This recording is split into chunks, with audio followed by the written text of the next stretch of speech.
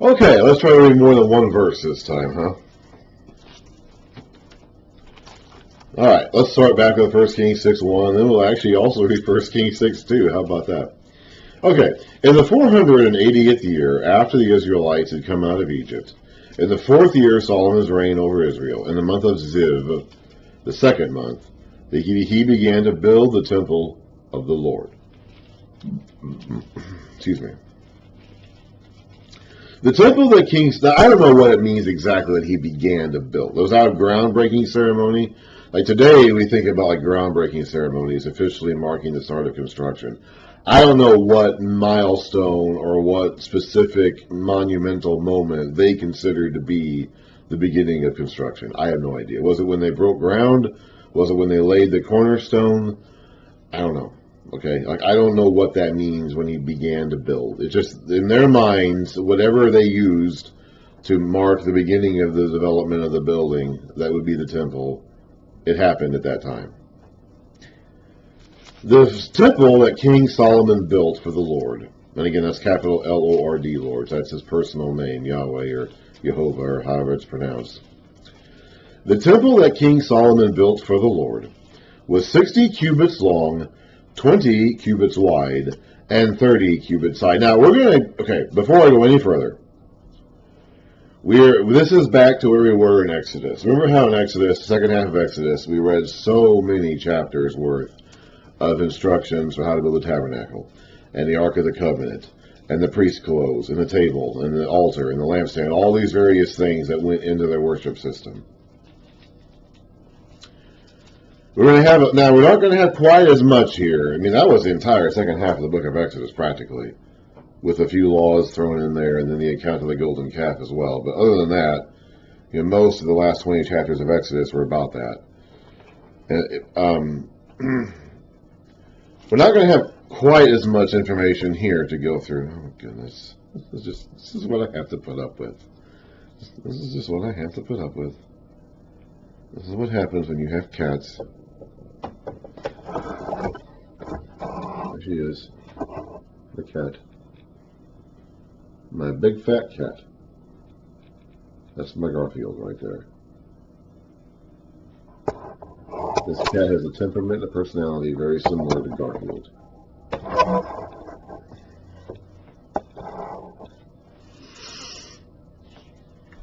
So we're going to have a lot of that. We are going to have a lot of dry text here explaining the dimensions and the layout of this temple.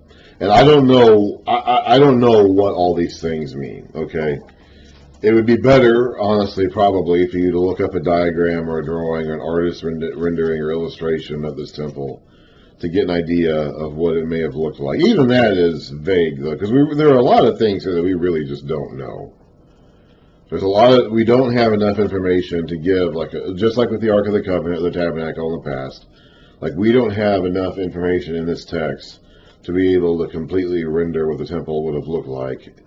We don't. Any visual illustration of it that we could make would have to be filling in some blanks with our own assumptions and interpretations, no matter what. You remember back in Exodus, Moses saw a blueprint. He had a pattern that he was working from that he saw. We don't get to see. We have some text-based instructions of that pattern, but none of us have seen that pattern. That blueprint or whatever it was that Moses got is long gone. We have some text-based instructions that were left over, but not enough to be able to actually recreate the temple or the tabernacle or the Ark of the Covenant completely faithfully. Same thing here, okay? Any visual rendering that you see of the temple will probably helps me understand it when I see it. But it would not be enough to be able to actually faithfully recreate it. We just don't have enough information on that. Now, this temple was built by Phoenician builders, so it probably does have Phoenician influence. Okay, he got the material and the workmen from Hiram, king of, was it Sidon? Or Tyre. Tyre and Sidon are both Phoenician cities. So the men who were actually making this temple, or who were at least largely responsible for building it, would have been Phoenician. So it probably reflected Phoenician style and architecture. But there's a lot about that we don't know. There's going to be a lot of information here that I'm not going to be able to communicate or explain very well. I'm not an architect, okay? And we don't even know what some of these terms in the original language mean, or at least not precisely. So everything that we read here for the next couple of chapters is going to be pretty vague, honestly, and hard to grasp. Again, it'd be better if you don't have to be involved in everything at all times. You don't. You do not have to be. You can stay over there. Yes, you can stay over there. Yes. Anyway. Okay. Verse 2. The temple that King Solomon built for the Lord was 60 cubits long, 20 cubits wide, and 30 cubits high. Now, down here in my footnotes, that says about 90 feet long, 30 feet wide, and 45 feet high. The portico at the front of the main hall of the temple extended the width of the temple, that is, 20 cubits, and projected 10 cubits from the front of the temple. He, Solomon, made narrow clerestory windows in the temple. Against the walls of the main hall and inner sanctuary, he built a structure around the building in which there were side rooms. The lowest floor was 5 cubits wide, the middle floor 6 cubits, and the third floor 7. So they actually got wider as they went up. That's like the opposite of a pyramid. He made offset ledges around the outside of the temple, so nothing would be inserted into the temple walls. Again, I'm not an architect. All right, I don't have a mind for this kind of stuff. I'm not capable of explaining to you exactly what this means or what's going on here. I'm just not. Okay, that's just not my area of specialty or knowledge. In building the temple, only blocks dressed at the quarry were used, and no hammer, chisel, or any other iron tool was heard at the temple site while it was being built. So all the stones they used to build the temple were treated and cut and measured somewhere else, and then brought to the site and put in place without being further modified. The entrance to the lowest, I can understand that at least, yeah. The entrance to the lowest floor was on the south side of the temple. A stairway led up to the middle level, and from there to the third. So he built the temple and completed it, roofing it with beams and cedar planks.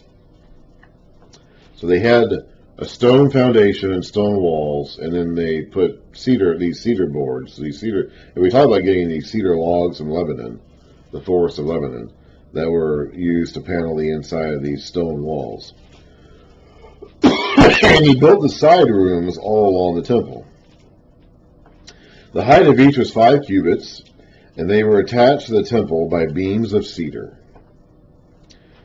The word of the Lord came to Solomon. As for this temple you are building, I don't know if it came to him in a dream, it came to him a prophetic spokesman coming to speak to him, I'm not sure. It doesn't say it. It just said the word of the Lord came to Solomon.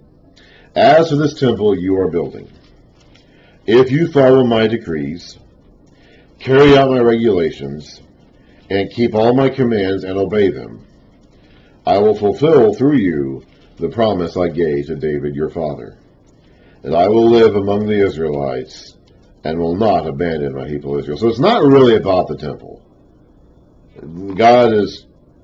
Solomon may be kind of, I don't know when in the process, this temple takes about 7 years to build. I don't know when in the process this vision came to Solomon, this word came to Solomon, I'm not sure. Was it the first year, second year, third year, near the end? I don't know. But it seems like Solomon was starting to put his faith in this building more than anything else. And God is trying to redirect him from the building to the decrees and laws and the commands, the heart that is required to faithfully follow God. The building is immaterial. It's just a building.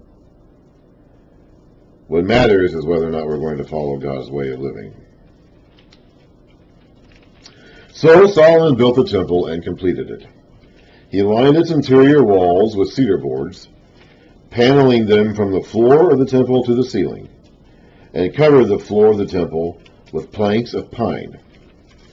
He partitioned off 20 cubits at the rear of the temple with cedar boards from floor to ceiling to form within the temple an inner sanctuary, the most holy place. The temple basically was shaped like the tabernacle. Okay, it was a long rectangular building. It faced east. The proper entrance was facing east.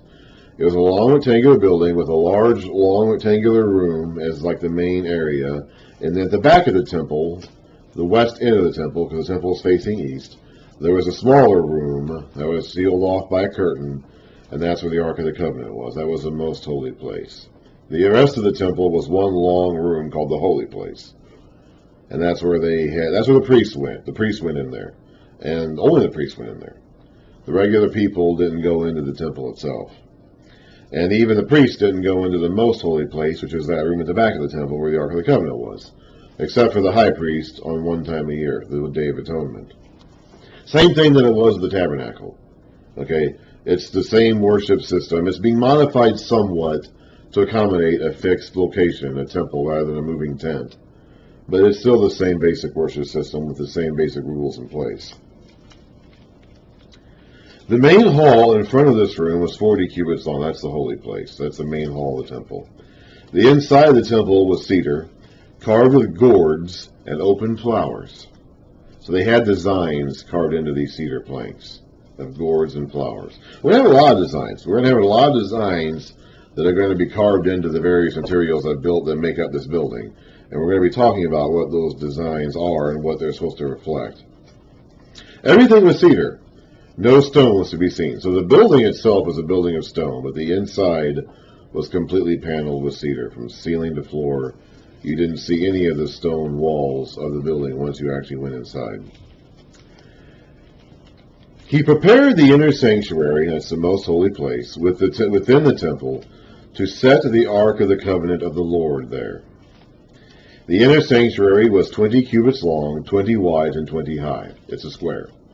Same thing as what the Ark, the most holy place in the tabernacle was, a square. It's double the size, though, but it's the same dimensions. Same thing for the entire temple. This temple itself is rectangular, but the whole thing is following the same dimensions, just double in size from the tabernacle. He overlaid the inside with pure gold, and he also overlaid the altar of cedar. Solomon covered the inside of the temple with pure gold, and he extended gold chains across the front of the inner sanctuary, which was overlaid with gold. So he overlaid the whole interior with gold. He also overlaid with gold the altar that belonged to the inner sanctuary. So you have a stone building, okay, it's been built with stones. Inside the building, it's been paneled entirely with cedar. And on top of that cedar, it's been overlaid with gold. So they would have had these thin gold sheets they would have hammered on top of these cedar panels. So when you actually enter the building, all you see is gold. You don't see any of the cedar panels because they're behind the gold, or any of the stone because it's behind the cedar panels. In my basement at my house, I have part of the wall, I have one room in particular, that I have lined with drywall. I have cinder blocks, those concrete blocks, that are the walls of the basement. But I have, on one room, I've lined the entire room with drywall. So you go in that room and you can't see any of the cinder blocks. Now, I was originally thinking of maybe putting wallpaper or something like that on top of that drywall. Once upon a time, I was thinking of doing something like that. I did not end up doing that. But the building itself is of stone. Then he paneled it entirely, the interior at least, entirely as cedar. Now he's overlaid that cedar with gold. I don't know to what degree, okay? I'm not, it's like I've never seen the inside of this temple. I don't know what it looked like. But he's got gold all over the interior of this temple that was overlaid on top of the cedar, which itself was paneled in front of the stone. In the inner sanctuary, he made a pair of cherubim of olive wood, each 10 cubits high. Remember, the Ark of the Covenant has cherubim on it. So now he has two cherubim statues that are going to be surrounding the Ark of the Covenant. One wing of the first cherub was 5 cubits long, and the other wing 5 cubits, 10 cubits from wingtip to wingtip. The second cherub also measured 10 cubits, For the two cherubim were identical in size and shape, two of the same thing. The height of each cherub was 10 cubits. He placed the cherubim inside the innermost room of the temple, with their wings spread out. The wing of one cherub touched one wall. I'm assuming they're standing side by side facing forward, but I really don't know. Seems like it to me, but I can't say it for sure. The height of wait, where was I? One wing of the first cherub was, wait, I saw this. Where am I? Okay. The wing of one cherub touched one wall, I'm assuming pointing out that way, while the wing of the other touched the other wall, I'm assuming pointing out that way. And their wings touched each other in the middle of the room. He overlaid the cherubim with gold. Now these, again, are not the cherubim that were built onto the lid of the Ark of the Covenant itself. These are different new cherubim statues that are going to be surrounding the Ark of the Covenant, which is going to be sitting on the floor between them. On the walls all around the temple, in both the inner and outer rooms, he carved cherubim, palm trees, and open flowers. Now, what does that make you think of? That makes you think of the garden now, doesn't it? Remember when they left the garden and the cherubim were there guarding the way back in? Yeah, trees and flowers and cherubim. That imagery goes straight back to the garden. So going into the temple is like going back into the garden, the dwelling place of God. That's the imagery that's trying to be communicated here. Is this God's presence is in this temple just like it was in that garden once upon a time. So going into the temple is like going back into the garden of God. He also covered the floors of both the inner and outer rooms of the temple with gold. For the entrance of the inner sanctuary, he made doors of olive wood with 5-sided jambs. And on the 2 olive wood doors he carved cherubim, palm trees, and open flowers, and overlaid the cherubim and palm trees with beaten gold. In the same way he made 4-sided jambs of olive wood for the entrance to the main hall. He also made 2 pine doors, each having 2 leaves that turned in sockets. He carved cherubim, palm trees, and open flowers on them, and overlaid them with gold, hammered evenly over the carvings. And he built the inner courtyard of these 3 courses of dressed stone, and 1 course of trimmed cedar beams. The foundation of the temple of the Lord was laid in the 4th year in the month of Ziv. I guess that's what they consider the beginning. We saw that back in the beginning. I'm not sure, I guess. In the 11th year, in the month of Bul, the 8th month, the temple was finished, in all its details, according to its specifications. He had spent 7 years building it. All right, let me go ahead and read the 2 Chronicles account of the building of the temple. This is 2 Chronicles 3. Then Solomon began to build the temple of the Lord in Jerusalem on Mount Moriah, where the Lord had appeared to his father David. So the chronicler is more explicit in making the connection between the David purchasing the temple site, the site that would be where they built the temple, and the temple being built here. It was on the threshing floor of Araunah, the Jebusite, the place provided by David. He, Solomon, began building on the 2nd day. So they even get down to the 2nd day here, specifically on the day of the 2nd month in the 4th year of his reign.